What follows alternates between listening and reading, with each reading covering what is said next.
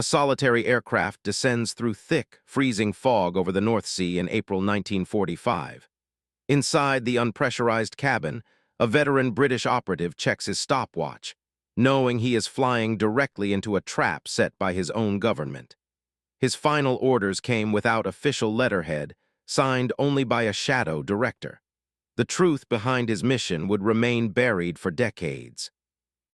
Before this lethal night, Commander Eric Vance was considered the most dangerous asset in British intelligence.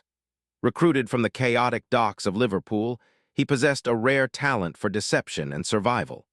Churchill himself once praised his nerve, yet senior commanders quietly feared his growing file of unsanctioned operations. He knew too much about secrets that could shatter the wartime alliance overnight. Throughout the war, Vance operated in the gray zone where diplomacy ended and treason began. He established covert networks across occupied France, orchestrating sabotage while quietly collecting leverage against high-ranking Allied officers. His handlers realized he was no longer just executing orders. He was building an armor of dangerous political secrets to guarantee his own survival when the war ended. Moving between neutral Lisbon and occupied Paris, he adopted half a dozen false identities with forged passports and altered records. He traded black market currency, radio codes, and stolen technical blueprints.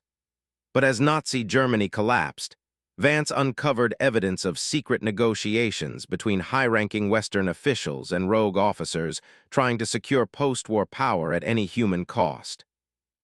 In early 1945, Vance was summoned to a subterranean bunker beneath Whitehall. His superiors presented him with a final, desperate assignment codenamed Operation Blackwing.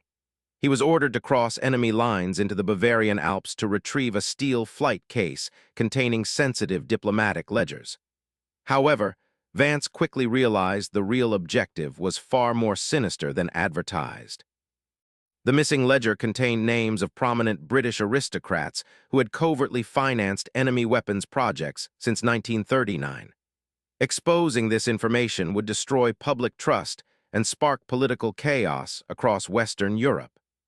Vance knew his handlers could never allow those pages to reach open light, making him a walking liability the moment his hands touched the locked iron case. Parachuting into a snowbound alpine valley under cover of pitch darkness, Vance evaded local patrols with practiced precision.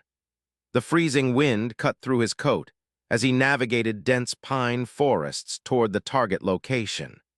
Every instinct warned him that his radio frequencies had been compromised before he even stepped aboard the transport plane in southern England. He breached the deserted Alpine estate just hours ahead of advancing Allied troops. Inside the damp stone cellars, concealed behind a false brick wall, stood heavy iron safes left behind by fleeing intelligence officers. Vance located the primary objective, along with additional classified dossiers detailing biological warfare experiments that were never supposed to fall into British hands. Rather than handing over the full archive, Vance copied crucial pages using a miniature camera hidden in his coat. He knew these negatives were his only leverage against an assassination order. As heavy gunfire echoed across the valley outside, he packed the documents into a reinforced courier container and prepared to break through surrounding enemy perimeter forces. A modified transport plane touched down on an improvised snowy airstrip near the Swiss border. Vance boarded the aircraft under radio silence, suspecting the crew had received secret orders regarding his fate. The flight path was deliberately routed over contested airspace, exposing the plane to anti-aircraft fire while avoiding standard military radar coverage and normal escort fighters. Mid-flight, over the freezing waters of the Baltic Sea, the aircraft experienced sudden, catastrophic engine failure. Radio logs show the pilot transmitted a single cryptic distress call before communications cut dead. However, radar stations in Sweden tracked the plane altering course toward an isolated coastline minutes before descending sharply beneath radar coverage into total darkness. 3 days later, wreckage debris washed ashore on a remote stretch of Scottish coastline. Official British Ministry of Defense reports quickly labeled the tragic incident a navigational error caused by extreme weather conditions. The entire investigation was closed within 48 hours, and all remaining files were classified under maximum security protocols for 100 years. But local fishermen reported seeing armed men in unmarked dark uniforms patrolling the beach long before official search teams arrived. Eyewitnesses claimed metallic crates were loaded onto military trucks under heavy guard before being transported south toward London. The body of Commander Vance was mysteriously never listed among the official casualty recoveries presented directly to British Parliament. Decades later, newly unredacted naval logs revealed that the plane's emergency life raft had been deployed prior to impact. Furthermore, official autopsy records of recovered crew members showed clear traces of toxic compounds rather than drowning indicators. These shocking details sparked intense debate among historians, suggesting the aircraft had been intentionally sabotaged from within before taking off. Conspiracy theorists proposed that Vance staged his own death using a body double to escape both British intelligence and hunting squads. Reports placed a man matching his description in South America during the 1950s, living under an assumed identity while operating a lucrative private shipping company that quietly funded anti-communist partisan movements throughout the entire region. Other independent researchers argue that Vance was captured and executed at a top-secret interrogations facility hidden in rural England. According to leaked internal memos, intelligence agents spent weeks attempting to locate his hidden microfilms containing the treasonous aristocrat files. If true, Vance took the location of the ultimate political blackmail archive with him to his dark grave. In 1998, deep-sea exploration teams using advanced sonar discovered a submerged aircraft fuselage off the icy coast of Norway. The serial numbers matched Vance's long-lost military transport.